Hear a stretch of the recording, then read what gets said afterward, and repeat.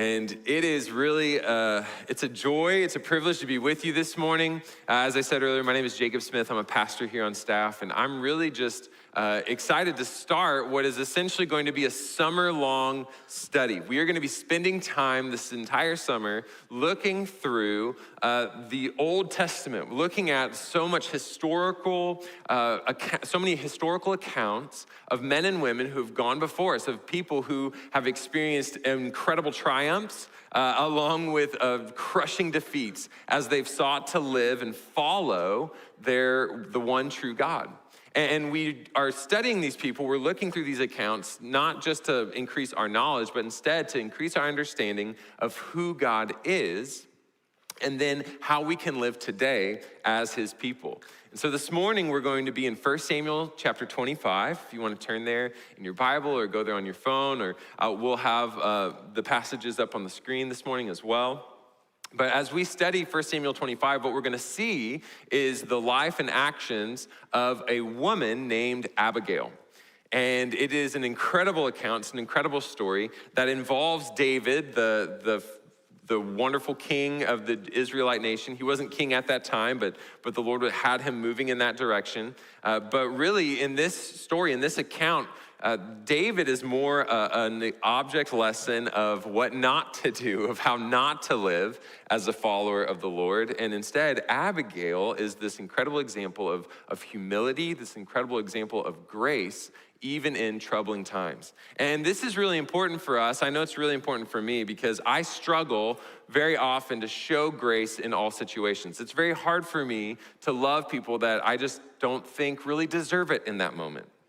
Right? Or it's hard for me to be humbled and acknowledge that I don't have all the answers when, gosh, it really feels like I do, right? And a lot of times this plays out in my family because my wife and I have 3 small children right now, ages 6, 4, and 2. And there are a lot of opportunities in that dynamic, in those relationships, for me to really feel like I have all the right answers and that not all these little children really deserve all my love all the time, right? It's part of a family dynamic. And it came to a head yesterday. Just yesterday evening, my wife and I, we took our children to go have dinner at Blue Baker because, of course, we're a family and we love bread. And so we went to Blue Baker yesterday evening. And while we were there, I thought we're going to do this wonderful little treat for our kids. And I bought an iced cookie, just this beautiful Mother's Day cookie. And because my son was like, well, let's get that. And I said, yes, I will bless you. I'm a good father who gives good gifts. And so I bought this cookie with the intention of, okay, we're going to get this one cookie. We're going to divide it up. I'm going to distribute it to my children after they've eaten their proper meal. And so we get to that moment where I pull out the cookie, everyone's pumped, kids are just, through the roof, they're so excited. Our youngest, Liam, who's 2, he is probably the most excited out of the whole crew. And he sees the cookie, and when he sees cookies or any type of dessert, he just automatically associates it with birthdays because he thinks that that's just when you eat treats. And so Liam, as soon as he saw the cookie, he says, happy birthday, you. That's his go-to. Anytime he sees any sort of sweet dessert type object, he's like, happy birthday, you. Happy birthday, you. And we said, well, this is a Mother's Day cookie. So we go, happy birthday, Mom. And we go, yeah, okay. We'll take it, right? But as I pull out this cookie, as he's getting really excited, he sees me pull out a knife and he immediately shifts gears into high distress mode. Because Liam was assuming that, yeah, happy birthday, Mom, but that cookie was gonna be all for him. And as soon as he saw me bring that knife down to begin to cut the cookie, he flips it. He just flips out. He just can't handle it. And he starts saying, instead of happy birthday, Mom, he goes, happy birthday, me. He goes, happy birthday, me. Happy birthday. And I'm cutting it. He goes, no, happy birthday, me. Because he wants that entire cookie. And as I'm just, full steam ahead, I'm like, no, bud, this is happening. You're not gonna change my decision right now. He just loses it and he flips over, he's on the booth, he just lays out, face down on the booth, just crying, distressed, happy birthday me, happy birthday me. and just couldn't handle it. And in that moment, I struggled to really show grace, because in that moment, when I see this just act of just defiance and what I would classify as foolishness, right? He's 2, but it's foolish. And so there's in me, there's a desire many times to shift to one end of the spectrum or the other. On one side, there's a part of me that just wants to let's just ignore it, right? I'm just gonna kind of be dismissive of this entire situation. Like he's acting a fool, and I'm just gonna let it run its course, and I'm just not even gonna pay attention to him, right? That's a desire in my heart, in my flesh, to just be like, okay, you know what, whatever, dude. Like, I'm gonna eat the have a birthday meat, right? Like that's a part. That's a part of me. Another part of me it also that wants to come out is this desire to really just, dominate him, to like not just be dismissive, but instead to swing the exact other way and be like, you gotta stop, you stop it right now, right? Like there's no crying in Blue Baker, right? Like maybe sometimes, but not today, right? Like this is not the moment to weep on the booth at Blue Baker. The booth's dirty, dude, get your mouth off that, right? Like that's a part of me that also wants to come through. That's an action that I really want to do is I want to either just dismiss him or I want to dominate him. But the reality is that neither ends of that spectrum are really what's best, right? If I really want to seek his best, if I want to be gracious and show him love and I want to show him grace and mercy, what I want to do is I should be able to step into that moment and lovingly correct, right? And not just give him what he wants, right? Because that's not always the most loving thing, but to still be loving in showing him why we're chopping up the cookie or how this is actually still good for him. And, there's a space that requires me humbling myself, putting aside my desire to just wipe it away or my desire to just shut it down, and instead lowering myself to his level to speak to him and seek what is really best on his behalf. And that's what we see play out in 1 Samuel 25. We see Abigail, this incredible woman, essentially display this humility that manifests itself in showing grace to a couple foolish people in this story. But it's also humility that doesn't just show grace to other people, but it's a humility that leads her to seek after the Lord and to point others towards our God. Because he is the true ultimate source of that humility. He's the true ultimate source of that grace. And for us, this is an opportunity that we have many, many times in our lives, whether it's with small children or whether it's with a coworker. It could be with a friend. It could be with a family member. It could be with just people that we come into contact with that are difficult for one reason or another. And even though there's a part of us that wants to, right, just sort of dismiss the whole thing, or there's a part of us that wants to just bring our word and our justice to the situation, instead we have opportunities every single time to humble ourselves before the Lord, to humble ourselves with this other person, to seek their good, to show them grace, and then to seek the Lord in that entire process. But as I said, unfortunately, not everyone, the 3 main characters in this account, they don't all do this right thing. They don't all actually humble themselves in a proper way. Instead, what we'll see as we read through 1 Samuel chapter 25 is how Nabal, Abigail's husband, is in fact, he's a prideful man. And that pride manifests in being dismissive of the needs and the concerns of others. We'll see David, who again was a man after God's own heart, who did amazing things for the sake of the Lord. But in this instance, his pride led him to dominate. His pride led him to be destructive and to desire ruin for people that he thought were acting foolish, for Nabal, who he thought was acting foolish. And yet, as we'll see at the end, Abigail brings a grace and humility that neither of those men actually manifested because she's seeking the Lord above all else. All right, so we'll see this beginning in 1 Samuel chapter 25, if you'll look with me in verse 2.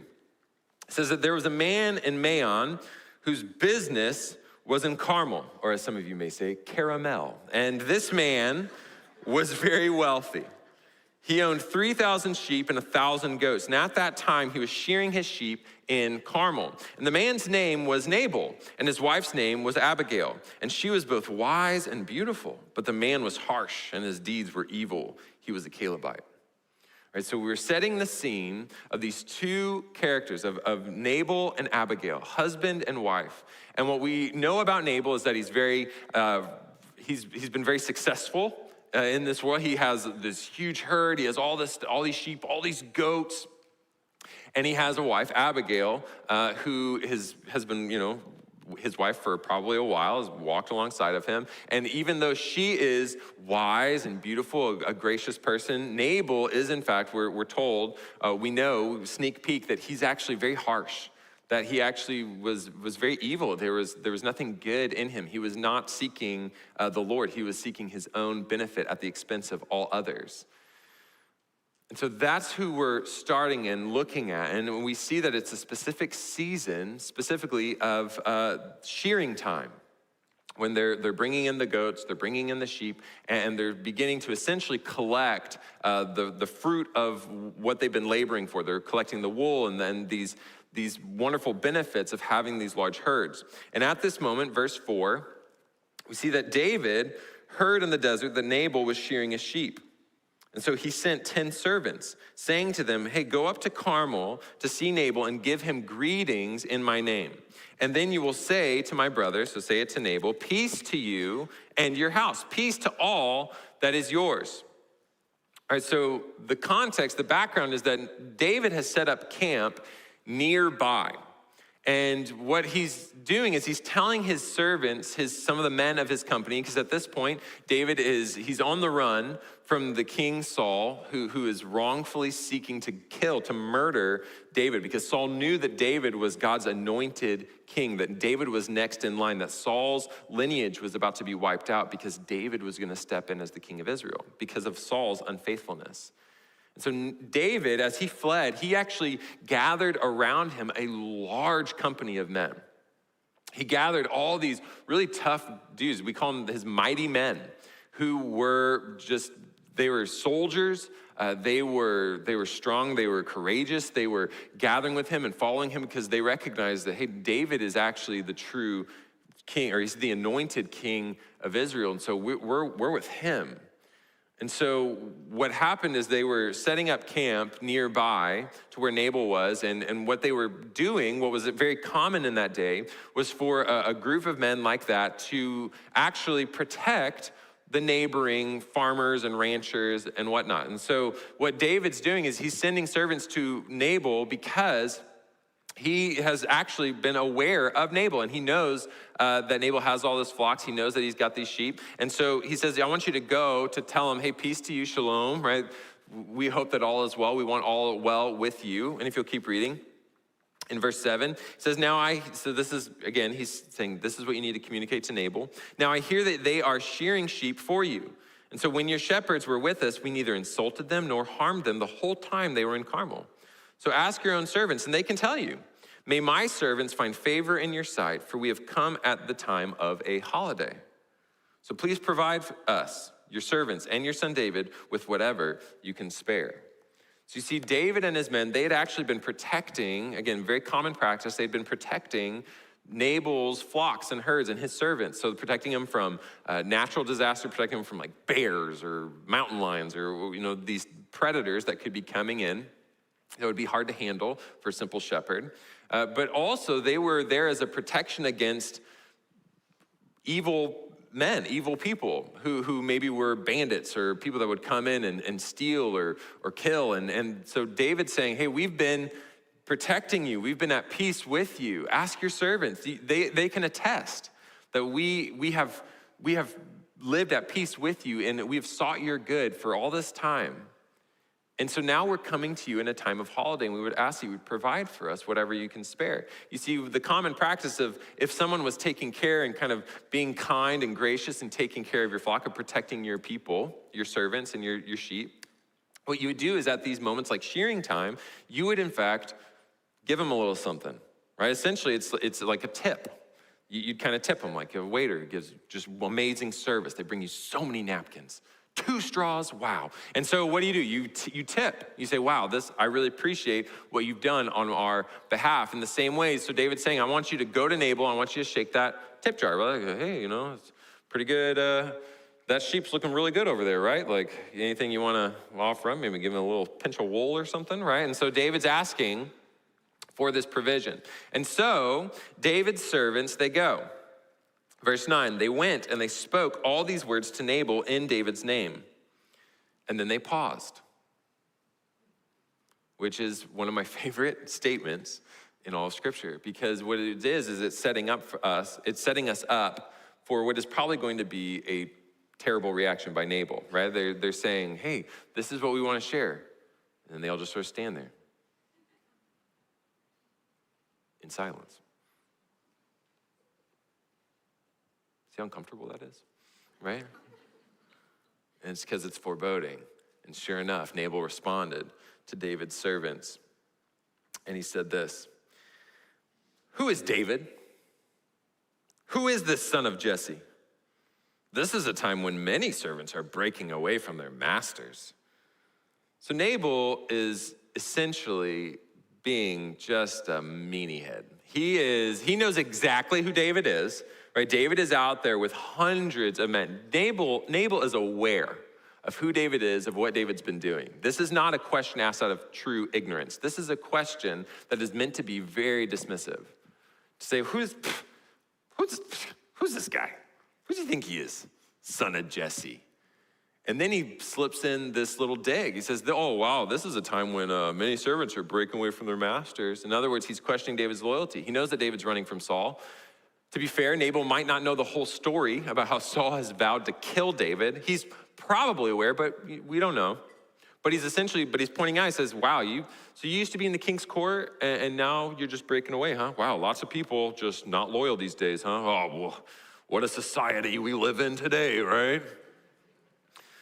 So Nabal tells them, should I take my bread?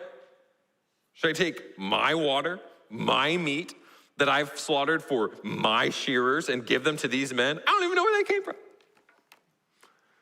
Nabal just completely dismisses the request, the reasonable request of David's men, of his servants.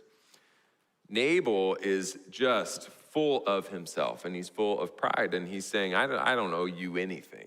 I don't even know why would you even come to me? I don't even know where you came from. Essentially, Nabal, in his perspective, he thinks, oh, this David guy, like, he's just being a goof, right? He thinks David's being foolish and even asking. And so in his pride, what he does, he just wipes it away, just dismisses it entirely. When I was growing up, I was growing up here in College Station. I'm born and bred, College Station, C-Stat for life, a whoop. And I had to learn at some point how to ride a bike, right? Because that is a need that many children have. And so when I was trying to learn how to ride my bike, my parents, they kind of delegated some of that responsibility to my older sister. I have an older sister who's about 4 years older than me. And so she took it upon herself. I mean, I assume they delegated. She might have just taken it because, she's a very type A. And so she said, okay, I'm going to teach you, Jacob. Like, I'm going to teach you how to ride your bike, because she, I think, was feeling the pain from me. It took me a little bit longer than most children to learn how to ride a bike. And so my older sister showed up in my room one day. I was about 8, and she says, let's ride. This is it.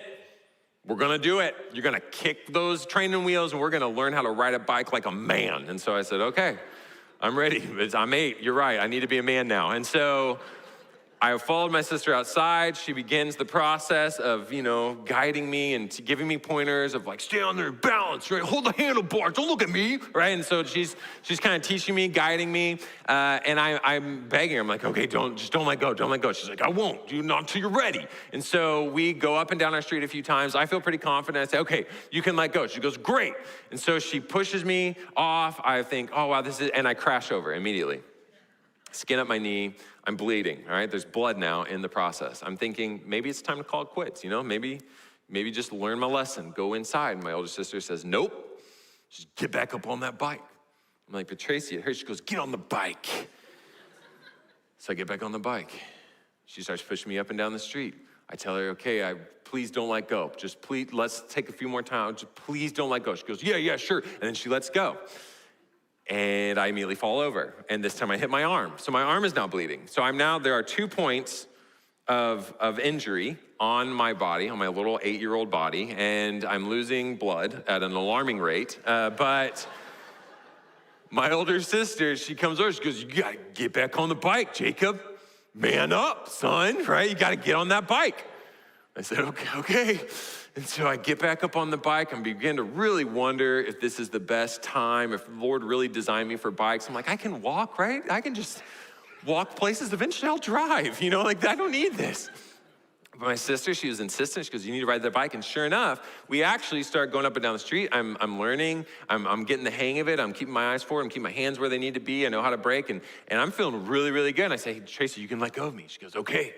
She goes, "Here you go, bud." And she just launches me off. And I finally did it. I was finally cruising down our street with no training wheels, just me and the road, open road. And I'm just whizzing. I'm feeling great. I'm thinking, wow, this is it. This is the new era of my life. I've entered a new season. I'm a man. And I crash immediately into a car. I just slam right into the back of a parked car on our street. Not a driving car. That would have been way worse. Parked car, slightly better. Still made of metal. And so I hit the car. I'm on the ground.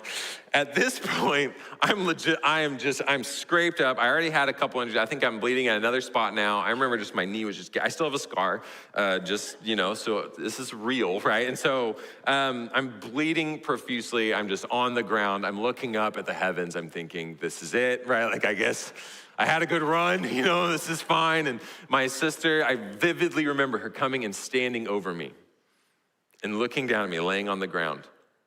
And I'm torn. I'm saying, "Hey, could you?" I'm trying to wrestle with, like, should I ask her to help me go inside? Should I just tell her to tell mom and dad that I love them? Right? Like, is this my moment? And instead, even though I ask her, I say, "Hey, can you help me up?" Or can she just goes like, "You're fine. You're fine. I'm going inside." And she left. She just walked back into our house. While I'm laying there, crumpled, bike, not destroyed, but it felt like it. And I'm there, a broken person. I pick myself up, I go back inside. I live to fight another day. I eventually learned to ride a bike last month, and I'm really proud of myself. But I really was in this moment of just high distress. And even in that moment of weakness, of distress, of trying to seek her grace and her love and her compassion, to find my parents, to save me, to get a helicopter out there ASAP, she was over it. She's like, she gave up. She's like, this time, I'm going inside. You're fine. You're fine. She completely dismissed my needs. She completely dismissed my pain, my hurt in that moment, because she thought, you're not... Come on, you're fine. You should have done better, right? And the reality is, many times we find ourselves in those moments where we see someone in need. We see someone facing consequences or hard situations, and sometimes we think to ourselves, well, that's because of the decision they made, right? It's because they chose to go down that path. It's because they didn't listen to me. Maybe we even gave them advice a week ago, and they didn't listen to it. And so now we see them facing the consequences of their choice, and we think, told you. Or maybe we see people that we don't know very closely, personally, but yet they ascribe to a different worldview, or they ascribe to a different political bent, or they see the world, they interact with the world in different ways than we think. And when we look at them, we just think, that's foolish, right? And it's easy for us to maybe be dismissive. When was the last time that you saw a story, or you heard something, or you saw people in a situation where you just thought, because you just saw them as foolish. You just thought of they're dumb. They don't know what's up. Or they'll learn someday. Or man, they're doing these things and they're just. And again, it could be people we're close to. It could be family. It could be friends. It could be coworkers. It could be people that we don't even know, but belong to a group that's not our group. So how do we respond when we see them in these situations that we think maybe are a product of their foolishness, or situations that we think, they kind of had it coming? What's our response? Because I would argue if we're dismissive, that's not reflecting who our God is. Nabal's pride in this moment is very evident. His dismissiveness is it's cruel. Because instead, when we look at our God, when we look here in a little bit at the example of Jesus Christ, we don't see a dismissiveness when it comes to the needs of other people. In fact, while we were still sinners, while we were enemies of God, Jesus Christ came and he died for us. When we were in the midst of our sin, the midst of our transgressions, Jesus Christ lowered himself.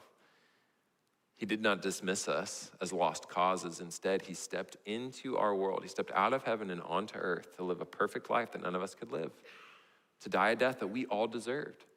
And then he rose on the third day, extending an invitation for all these enemies, for all these fools, to in fact trust in himself, to put their faith in him and his work and his accomplishments. And in doing so, we could then gain his righteousness. We would no longer have guilt. We would no longer have shame because we're united with him in the eyes of our Father, declared righteous in our God's eyes. Yet there's still something in us that wants to drift towards that dismissiveness. Or, again, on the flip side, there's maybe a part of us that seeks to dominate. That when we see someone in the wrong, it's not that we just completely detach ourselves from the situation, but instead we just think, okay, I'm gonna fix this. See, that's where David was in verse 12. Because when David's servants went on their way, they returned and they came and they told David all these things. And so then David instructed his men, each of you strap on your sword. So each one strapped on his sword, and David also strapped on his sword. And about 400 men followed David, while 200 stayed behind with the equipment. So David decides, okay, Nabal is in the wrong, which he was. He was. But then David decides, okay, my response to that foolishness, to that wrong, that evilness that Nabal's displaying, what I'm gonna do is I'm gonna fix this stuff. I'm gonna set it right in my eyes. And we know this, we know his internal dialogue because it's recorded for us. It's recorded a little bit later in verse 21. We're told that David had been thinking, okay, we're getting a glimpse into his mind, into his thoughts. He'd been thinking, in vain I guarded everything that belonged to this man in the desert. I didn't take anything from him, but he has repaid my good with evil. So God will severely punish David if I leave alive until morning, even one male from all those who belong to him. So David, looking at the situation, looking at this frustrating situation, he decides, you know what? I did all these things. I did all this good. What did he give back to me? What did Nabal do? He returned my good for evil. I'm in the right. And so in David's mind, again, this is not the Lord's words. These are David's words. This is David's assumptions, what he's putting on the Lord himself. David is assuming, well, God's gonna punish me if I leave alive until morning even one male from all who belong to Nabal. David in his mind has decided that he is so very much in the right, that he has it's a righteous anger, it's a right frustration. And so he says, I'm gonna bring justice, and really if I don't, God's probably gonna punish me if I don't kill every single man in Nabal's compound, and in his all the shepherds, all the servants, all of the sons, all these men. David is now saying, I am taking it upon myself. I'm bringing 400 men armed with their swords, right? Strap on that sword, let's load up. And we're gonna go and we're gonna kill. We're going to kill, his intent, I'm going to kill every single man in that household. Not just Nabal, every man in his household. Why? Because David is telling himself that this is the right way, that I am, in fact, the sword of justice. I'm bringing the justice of God. His pride was dominating. This is a prideful heart that we're seeing displayed, where David assumes, okay, I'm gonna make this right. Again, it's something that we drift towards. It's something that I drift towards. I remember before my wife and I had any of our kids, we would babysit from time to time for my older sister. Never taught any of her kids how to ride a bike because she knows why. But we were watching one of their kids one time, their first kid, their daughter, and as we were taking care of my niece, she was about 2.5 years old, And again, we didn't have any children of our own. We were, learning about parenting. We were, excited to take care of our niece. But really up until that point, we didn't have a lot of experience when it came to correcting the actions of small children. And so what happened was while we were watching like Curious George or something, just having a slamming good time, my niece, what she did is she was kind of standing really close to the TV, which again, I didn't have any kids, so I was like, oh, that's probably fine. Yeah, just put your nose right on there, whatever. And so as she's up there, she finds she finds a cable, not a power cable, but AV cable.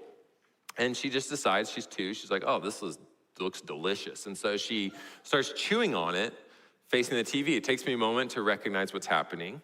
And as soon as I realize what she's doing, I just fall back on my dog owner instincts, right? Because at that point, we didn't have any children, but we did have a dog.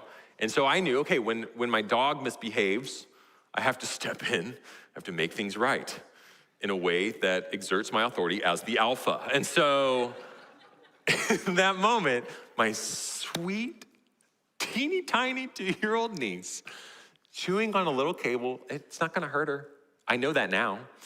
It's not gonna hurt her at all, but at the time I'm in fear, I'm a dog owner, and so she's chewing on the thing, she's chewing on the cable, and I just go, no, no. And I go up and I take the cable, I go, no, don't chew on that. And so my niece, naturally, begins weeping uncontrollably because she looks at me and her sweet, fun uncle, who has now brought just the wrath of non-cable eating justice to her home. And she just starts to melt down and she starts asking where mom is. She goes, Mom, Mommy, where Mommy? And I felt terrible. I mean, I was like, hey, it's for your own good, but yeah, okay, I could have handled that differently, which is exactly what my wife said immediately afterwards. But it was a moment where I felt this burden. I thought, no, she's in the wrong, right? Like this, she shouldn't chew on a cable, right? That could hurt her. And so in that moment, I decided, okay, I'm gonna have to step in. I'm gonna have to lay down the law. I'm gonna have to set things right. And in doing so, I brought harm. I wasn't seeking her best, even though maybe there was a piece of that somewhere in my mind. The reality was I didn't really think it all the way through. I didn't actually think what is best for her in this moment. Because if I had, I would have known, okay, I can approach this in a loving and a gracious way. And yet there's still a part of us that when we see people in the wrong, maybe it's, again, a family member, it could be a friend, it could be a spouse, it could be a coworker, it could be some other group of people that align themselves with a certain party or a certain group. And we just assume in our minds, we're like, well, I guess I'm gonna have to make it right. Guess that's on me now. And we just roll into that situation and we bring what we think is the right answer. We bring the correction that we feel is most needed. And we can do it in a way that actually is not most beneficial.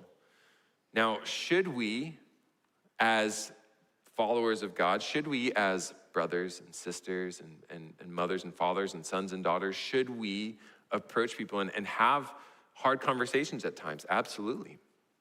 Are there moments where the Lord uses us to bring about correction and redirection and guidance for other people? Absolutely.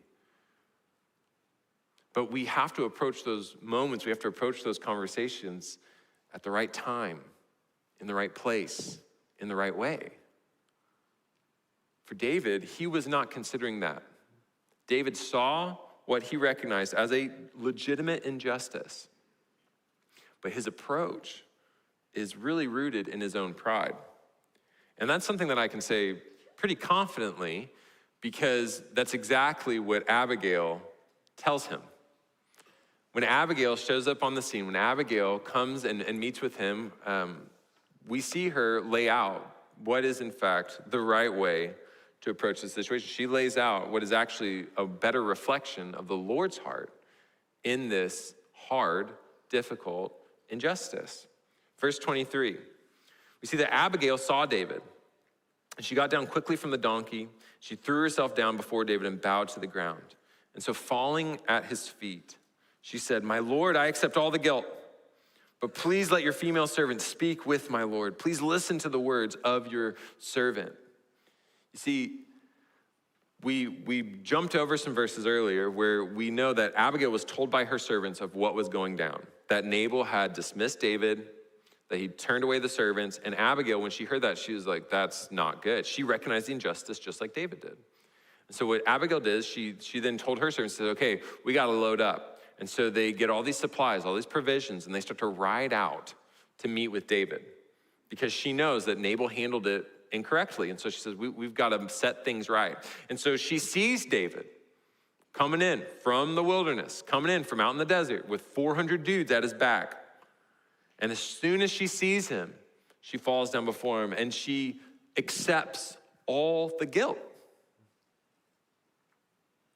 Why would she do that? Because she had no idea that David's servants had even come to Nabal until her servants reported after the fact. And she absolutely was not a part of being dismissive. She was not a part of sending his people away, of being cruel and unjust. And yet, when Abigail shows up to David, she says, I will accept all the guilt. Why? Because she is humbling herself and she is showing grace to her husband. Even though she knows that he's in the wrong, she says, I'm going to show grace. It's undeserved, but I'm going to show grace. I'm going to step into this moment and not just like tell David, like, yeah, that dude's the worst. You need another sword? Here you go. Like, I'll come with, like that's not what she does. She says, hey, I accept the guilt, but please listen to me. Hear my words before you act, before you move against my husband. Verse 25, my Lord, so speaking to David, you should not pay attention to this wicked man, Nabal. He simply lives up to his name. His name means fool, and he is indeed foolish, right? What a wonderful, Nabal probably had mean parents, right? That's one of my takeaways. But I, your servant, did not see the servants that my Lord sent. She says, David, Nabal is simply living up to his nature. He's fulfilling his namesake. He is a fool and he's acting foolish. She says, but I didn't see this, right? She already told him, I'm going to accept the guilt. Please just, put the guilt on me, but recognize too that even as I take that, yeah, there was wrong done by my husband, and there's a grace that she's displaying for her husband in this moment, where she acknowledges it's not a grace, right? It's not a love, or it's not a humility that just wipes it away, that says, you know what? Nabal didn't do anything wrong. Like, what are you saying? What are you thinking? No, she's still holding that grace alongside of truth. She says, I know that my husband has done wrong, but I want to show him grace, and I'll take the hit. I'll take the blame. But that said, verse 28, she's going to help David show grace to David and help him see actually a better way to approach this tough situation. She says, please forgive the sin of your servant, for the Lord will certainly establish the house of my Lord, because my Lord fights the battles of the Lord. So may no evil be found in you all your days. And when someone sets out to chase you and to take your life, the life of my Lord will be wrapped securely in the bag of the living by the Lord your God. But he will sling away the lives of your enemies from the sling's pocket. She says, David, you belong to the Lord, the one true God. She says, and he's going to provide for you. He's going to fulfill the promises that he's made to you. She obviously is aware. Nabal, we see through this, was, yes, very much aware that David was the anointed next king of Israel and that Saul was in the wrong. And she says, David, God's going to fulfill the promises that he made to you. And so verse 28, she says, I'm going to read from the screen. She says, the Lord will do for my Lord everything that he promised you, and he will make you a leader over Israel, and your conscience will not be overwhelmed with guilt for having poured out innocent blood and for having taken matters into your own hands. When the Lord has granted my Lord success, please remember your servant. She says, David, you need to recognize that the Lord has you and the Lord is in control, and that if you take these matters into your own hands, what's going to happen? Your conscience will be overwhelmed. David, you're going to face grief and you're going to face guilt because, David, this is not the right approach. David, this is not the way to address the injustice that has occurred. So then David said to Abigail, praised be the Lord, the God of Israel, who sent you this day to meet me. Praised be your good judgment And may you yourself be rewarded for having prevented me this day from shedding blood, taking matters into my own hand. You see, what was so powerful about the humility of Abigail to go forward was not just the grace and the love that she showed her husband, the grace that she showed David, but it was the fact that in that moment, as she was approaching these foolish people, she was doing so in such a way that she was pointing them to the Lord. She says, David, you don't just need to, give a pass. David, you don't need to show mercy just because I think it's important. David, you don't just show mercy because it's a good thing to do. She says, David, you need to show mercy because you belong to the Lord, and justice is his. And that if you take these matters into your own hand, what's going to happen is you're going to be filled with the grief and the guilt of incorrect action. David, this is not right. This is not in the Lord's will. And David acknowledged it. He says, you're right. Praise be God. Praise be our God who sent you to this moment to share with me this truth. And this is what we see reflected in Jesus Christ. This is what's so incredible. Is that our God, he doesn't just call us to live in this way because he thinks it's great and he wants us to do this because he wants to set standards and bars and obedience levels for us to follow. Instead, the Lord sets this out before us. He gives us these opportunities to show grace, to humble ourselves, to show grace, to point people towards himself, because that's what it looks like to be more like him. It's what it looks like to be more like Christ. In Matthew 26, when Jesus is approaching the cross, when he's about to be betrayed, arrested, and crucified, he goes with his disciples and he pulls off into the Garden of Gethsemane. And he goes a little farther, as he tells them, he asks them, he says, please pray with me, pray on my behalf, because I am overwhelmed. I'm feeling anguish about what is about to happen. I'm burdened by this role that I'm about to fulfill. And so going a little farther, Jesus throws himself down with his face to the ground and he prayed, my Father, if possible, let this cup pass from me. Yet not what I will, but what you will. See, even in this moment where Jesus is approaching the cross to die for the sins of the world, for our sins, Jesus acknowledges, we see his humanity, we see the constraints that he took on. He says, God, this is not my ideal, right? He says, if there's any way for this cup to pass, if there's any other way for us to secure salvation for humanity, God, let that be our move. Let that be our strategy. And yet, not what I will, but yours. Jesus humbles himself and submits to the word of his Father in heaven. He says, it's not about my will, though. I'm going to submit to your authority. I'm going to submit to your direction. So in his humility, he seeks after God. He knows, okay, I want to be about your mission and your truth and your movement, your direction, even if it brings me pain, even if it brings me anguish. And so when one of those who with Jesus grabbed his sword, so when Jesus is being arrested, one of his followers, Peter, grabbed his sword, drew it out, and struck the high priest's slave, cutting off his ear. And so then Jesus said to him, put your sword back in its place, for all who take hold of the sword will die by the sword. Jesus sees Peter essentially lash out in what Peter thought was righteous anger. Just like David, he's had that sword strapped, he's ready to go. And so when these evil men show up to arrest Jesus, Peter just lashes out, cuts off a dude's ear. And Jesus says, that's not right. Put it back. Why? Because he asks him the question, do you think that I cannot call on my Father and that he would send me more than 12 legions of angels right now? How then would the scriptures that say it must happen this way be fulfilled? Jesus says, Peter, you're missing the point.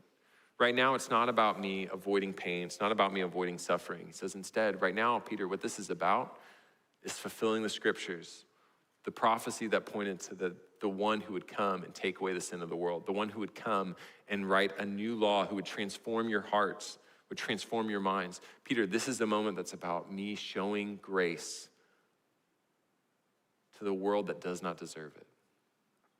Jesus' humility, he sought the Lord's will, and he also showed incredible grace. He says, Peter, this is what must happen. I don't need you to take these things into your own hands and try to enact the justice that you think is deserved. So for us, this is tough. For us, this is difficult to think about those situations, to think about our interactions, our relationships that are broken, that people are making wrong choices, that we make wrong choices. To think about the fact that, there are people that are doing legitimately evil things in our midst. And yet, when we see that injustice, what we have to do is we have to trust the Lord.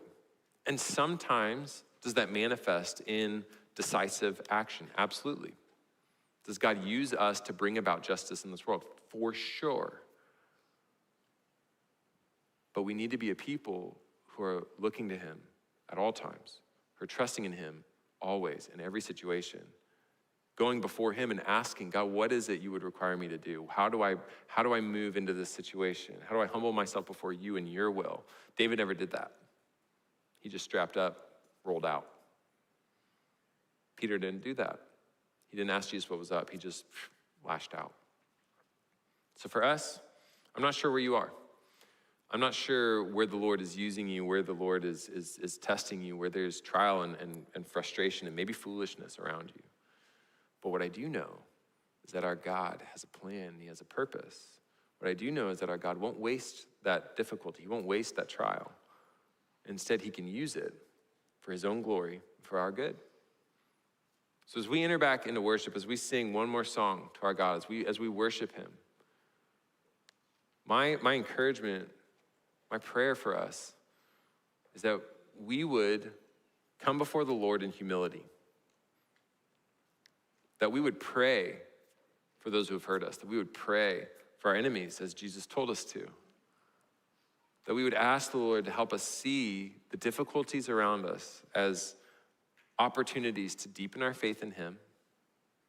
We would see them as opportunities to grow in our compassion and our love, that we might be more like Jesus, who didn't want to cut off the ears of men arresting him, who prayed for the people that were crucifying him even as he was dying, praying for their forgiveness, praying for mercy to be shown on their behalf. It's a high calling, but it's a good one. So let's ask the Lord to guide us in that moving forward. God, we thank you so much that you have shown us such incredible grace through Jesus Christ. That God, that we have an example to follow, or that we have a motivation in your Holy Spirit to produce the love and joy and peace and patience that we could never produce on our own. So Lord, I pray that for all of us, that we would see the opportunities around us, not just to enact our own justice, God, not just to maybe even detach and just let things run their course, but instead, Lord, we would seek you. We would acknowledge that your way is best. God, that we would acknowledge that you've shown us grace so that we can do the same. So if you would take a moment now and pray and ask the Lord to reveal to you opportunities to show grace. Ask the Lord to reveal to you the opportunities that you have to point others towards himself. Ask him to guide you, to guide your heart, your mind in this moment. And then ask him to use his Spirit to fuel your actions moving forward, that you would step in as an agent, as a witness of his power and his might, of his glory, of his grace. Ask him for that right now.